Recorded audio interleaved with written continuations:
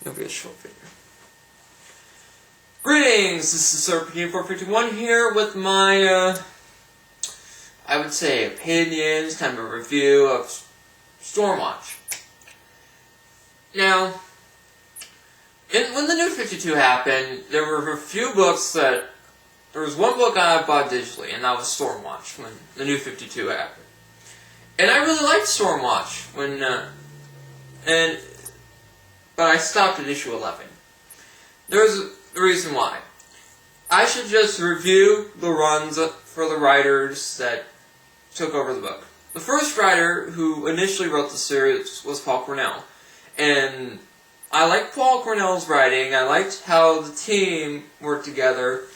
And it kind of connected to Demon Knights, which is really awesome because I really love that book. Cornell's run was basically where the moon became it was sentient and it kind of grew claws, and the team had to fight that thing. But then later on in that run, which was a 6-issue run, and Cornell had a character called Harry Turner, who is a masterful liar and a good sword fighter. That kind of rhyme. Anyway, and he took the Projectionist, which was another character I think created for the book, because I didn't really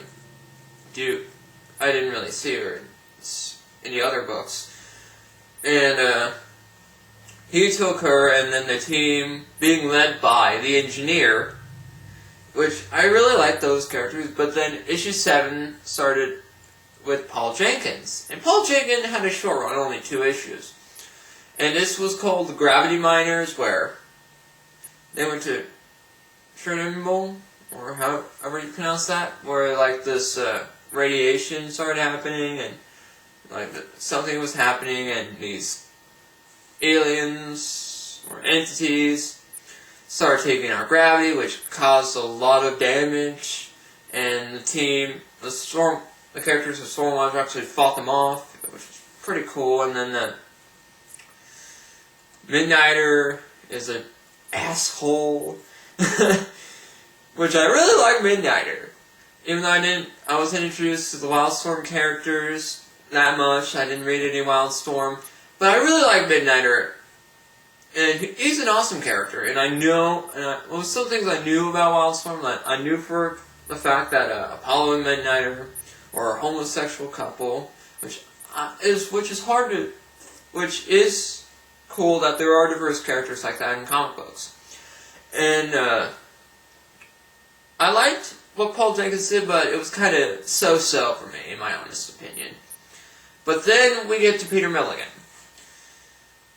From issue 9 to issue 11, which is where I stopped. And something in his run really bothered me. It was like very average, and it was so average I could barely remember what was going on. But I do remember liking issue 11. I really liked issue 11, but I stopped. Because I didn't feel like... It felt like the book was constant average. And I don't like reading average books.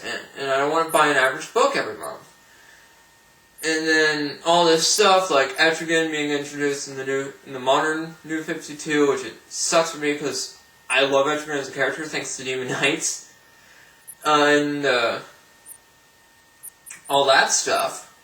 But it just left a bad taste in my mouth, how average it was. The book had potential when, what Cornell started with. I really liked what he did and how he started the book. Jenkins was okay, then Milligan was just okay, and I didn't like how it felt like nothing really exciting happened, even though like weird things started going on, like when you introduced the Gravity Miners, some weird machine that was a weapon that caused someone to go crazy with powers. But the characters. I like that Martian Manhunter actually got a chance to be on a book since he's done in a Justice League book. And then he left the team in issue 12, which kind of sucks. That's why I kind of stopped. I think that's another reason why I kind of stopped reading. Like, no, I didn't want to read that. No, thank you. But just the characters were cool. I liked Apollo and Midnighter and how hilarious that whole deal is. How Midnighter just flirts with Apollo, and Apollo's like, I don't know how to act about this. I don't know what to do. Kind of making this awkward. And I like the engineer. I like Jenny Quantum. Jack Huxmore. He's awesome. Or the god of cities. He can communicate with cities, and I think that was really cool. I really like that character because he's a snarky asshole. And he can only survive in cities, which I think that's cool. That's really unique. Well, thank you, Wildstorm, for creating that character. And I found the book really interesting when it began. Then it became average, and that's about it. I thought the characters were cool. I liked how in one issue they actually fought Apollo and Midnighter fought a Red Lantern, which was interesting. I thought it was also interesting that Midnighter almost became a Red Lantern. Yeah, that was really cool. That if that were to happen, oh my god. Since that guy is so filled with rage and he kills the villains that he faces, and imagine him with a Red Lantern ring. Just the sheer ferocity and attack with, even though Red Lanterns can't really use they're just so filled with rage that they can't strategize besides Atrocitus. But that would have been really devastating.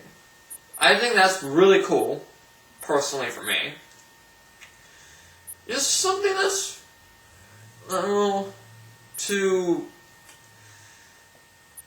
point is, Stormwatch was good when it started, then it kind of turned into an average book for me. I didn't feel like I didn't get any excitement or emotional value by reading this book. That's just about it. So this has been Serpentine 451 with a kind of a review and rant,